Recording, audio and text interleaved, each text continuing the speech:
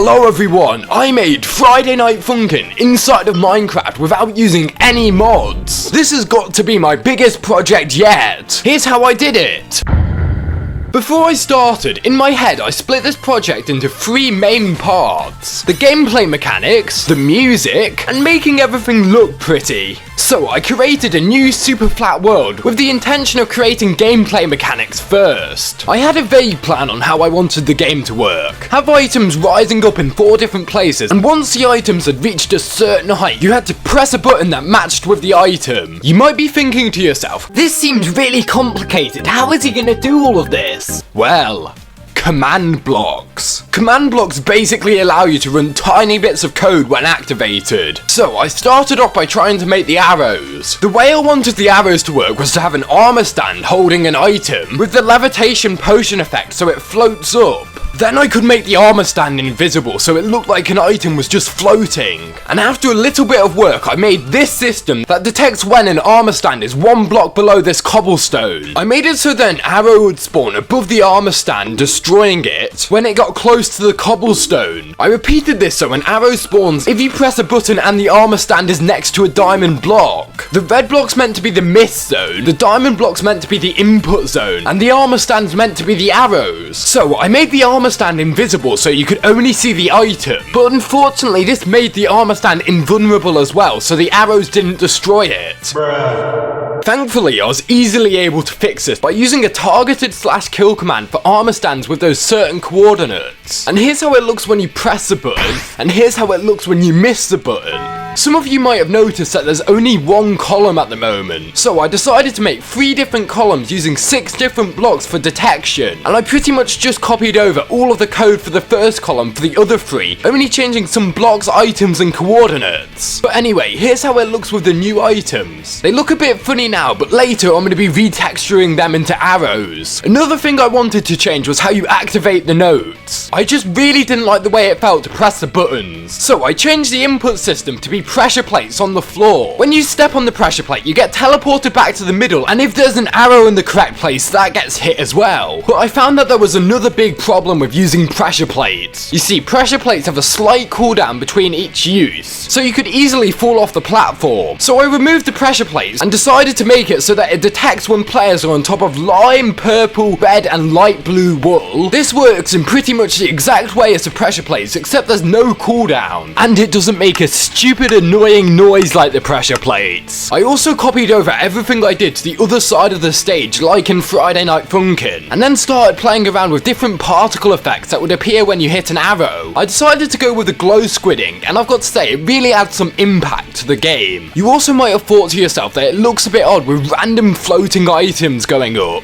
And to fix that, I downloaded a copy of the default texture pack, opened up the diamond texture in Photoshop, and then tried drawing my own pixelated arrow. And to say the very least, my arrow looked terrible. So I decided to just replace it with the pixelated arrow from Friday Night Funkin's week 6. And I repeated this for the emerald, gold, and iron ingot textures as well. And here's how it looks with the textures applied. I've got to say, they look really good and really enhance the feeling of the game. I'm really happy with them. I also gave myself some invisible item frames so I could add some arrow indicators, which I also retextured to be the grey pixelated arrows from week 6. And with all the arrows done, I decided to finally build up the stage a bit. I tried my best to make it look like the stage from Friday Night Funkin' week 1, and it turned out pretty good in my opinion. And in case you're wondering how I built this up so quickly, I used a plugin called World Edit just to speed stuff up a bit. I also used the replay mod so I could make time lapses like this. I also added the curtains from week 1 as well. They look a bit funny, I'm not quite happy with them, but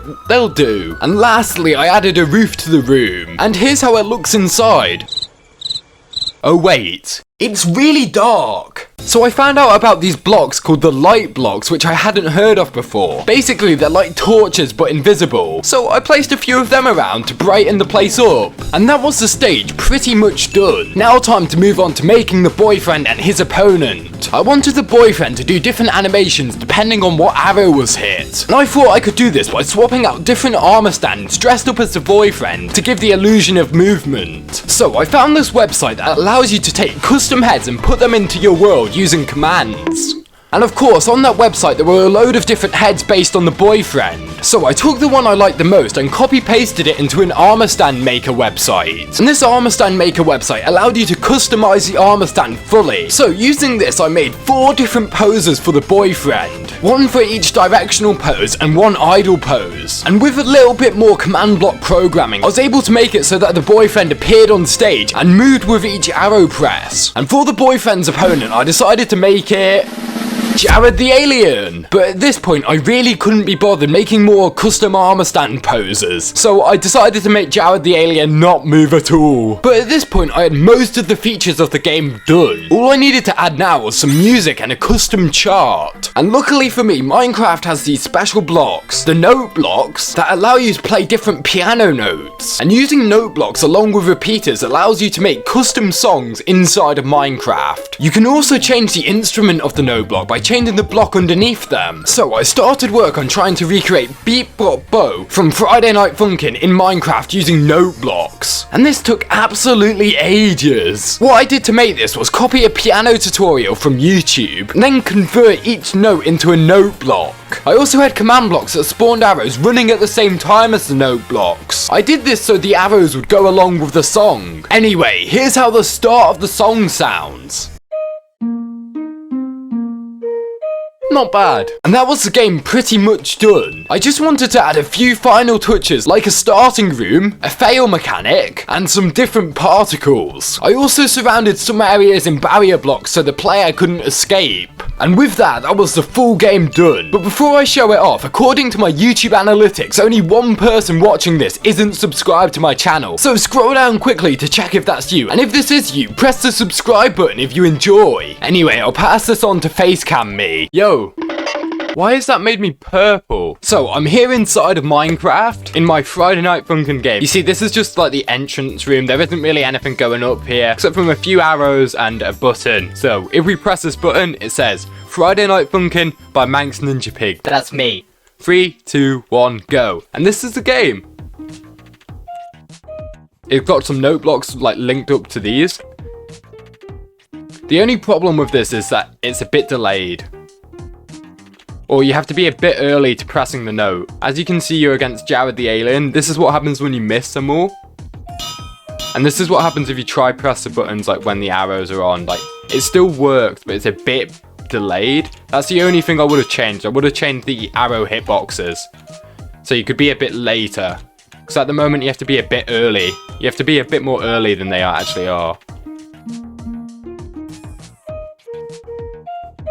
And that's it. This has taken me ages. If enough people ask for a download to the world and the texture pack, I'll put it in the description. It would be interesting to see like what kind of custom things people can make with it. And it's quite easily customizable. I'll leave some signs and stuff just explaining what everything does in case people want to download the world and have a look around or change some stuff. Obviously, I'm not a command block expert. I haven't made a project like this in over a year, but I've really enjoyed doing it. If you've enjoyed, press like and subscribe. And if this video gets enough support, I'll do another Minecraft one soon. I'll see you later, bye.